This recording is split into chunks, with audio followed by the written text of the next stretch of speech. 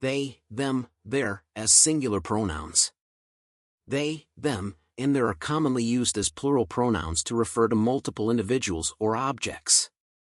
However, in recent years, there has been an increase in the use of these pronouns as singular pronouns by individuals who identify as non-binary, genderqueer, or gender nonconforming. When used as singular pronouns, they, them, and their are employed to refer to an individual whose gender identity does not align with traditional binary notions of male or female. For example, Alex is a non-binary individual. They prefer to be addressed using they-them pronouns.